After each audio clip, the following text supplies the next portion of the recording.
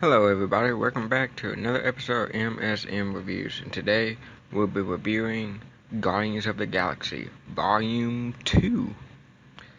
Oh man, this movie, y'all probably gonna say, man, you just love all these Marvel MCU movies. Well, yeah, I do. I really enjoy them. Um, but in this movie, let's get it started.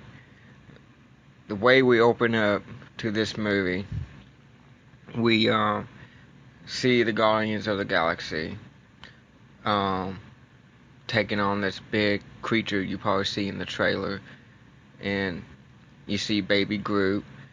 He's dancing around while the title sequence is coming up of Guardians of the Galaxy, showing the name of Guardians of the Galaxy, and you see the Guardians trying to take down this monster. They finally take down the monster, and get these batteries for these group of golden people. So we meet these golden people, and they give the batteries to them, and they get the reward they asked for. And this is where we see Nebula. We see Nebula again, since she got away in the first movie. We see that they had her, and Nebula is captured by the Guardians of the Galaxy. So she actually is in this movie with the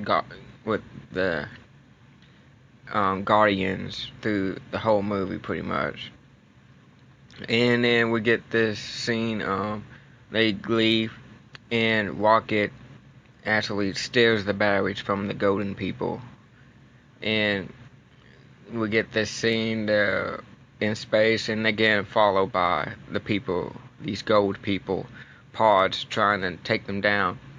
And then they go through this sphere, in this astronomic field or whatever it's called, and they almost it looks like they get away, but then these pods just pretty much circle around the field and shooting at the Guardians.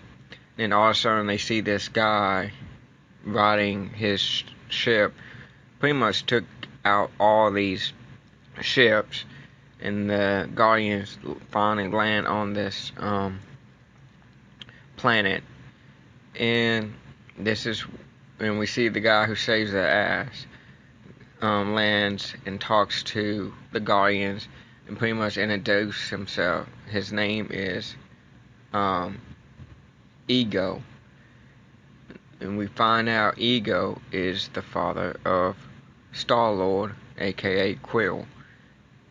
So we get to find out where he's been and all this stuff. And then Quill and Ego and Gamora and them and Drax go with Ego, and Ratchet and Groot and Nebula stay at this planet behind. And then we get a cut to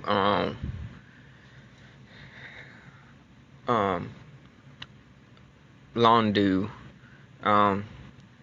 He's at this planet with his pirate buddies at a pretty much, a robot strip bar, pretty much. That's where, saloon. Then we see, a guy he used to ride with, played by Sylvester Stallone, and oh my goodness, we get this little kind of glimpse of what happened between them, and then the golden lady comes and asks him to hunt down the Guardians of the Galaxy and get the batteries. So we cut back to Ratchet, and they show up at the planet, and Ratchet pretty much takes them all out. And then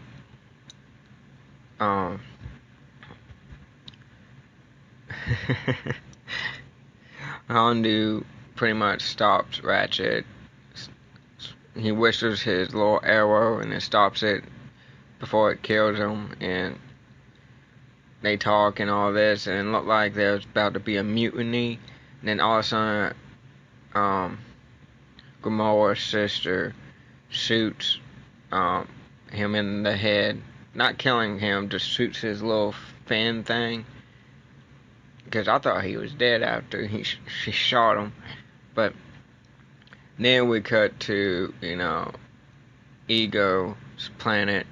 And basically this movie is really good. I mean, a lot of twists and turns. And you pretty much figure out, like, Ego is a bad guy. He's a god.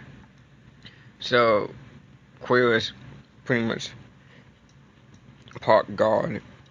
And I meet Mantis, who's been living with Ego. And she actually joins the Guardians. But we actually see, Gamora make amends with her sister. So, they actually do rebuild their relationship. And we see Groot, Ratchet, and Yondu actually get out and pretty much kill all the guys who did a mutineer on him. And they go and find Quill. And at this time we find out Quill is in danger because they find all these bodies underneath the planet, pretty much were his kids. Ego would set all these little plants on different planets to hopefully one day challenge his LNG and actually eat the world and become everything, pretty much. So we get that, and everybody shows up and to save Quill, and then Quill, we think they're gonna leave the planet, and then they just like, no, we gotta stop him. So they all, go deep into the planet to put a bomb on it and blow them up. And they pretty much, pretty much that's what happens. They blow up the planet. Everybody gets out, but Yondu stays to try to get Quill, and he only has one of those pods that you can fly, and one that can, give you air. So he gives Quill the air, and he has the flying pod. So they start flying out while the planet is blown up, and Yondu dies, saving Quill. And he dies saying the most, like, oh, it gets you right there in the heart, saying, he might have been your father, but you only have one daddy. And it was really touching. And pretty much at the end of the movie, we get this, and they do a funeral for Yondu, and then all his pilot buddies show up, heard what he did, and they do like a fireworks show, and the movie ends there. So they pay their respect, and then we get 3 cutscenes. One cutscene, the guy's messing with the whistle, and then ends up stabbing Drax in the arm, and he starts running. It's like, oh shit. And then the next cutscene we see the gold people, and one of the generals asked her, well, what did you create? She's like, something is gonna make our evolution much better or something like that. And she hints and she says the name. I'll call him Adam. I was like, oh my god.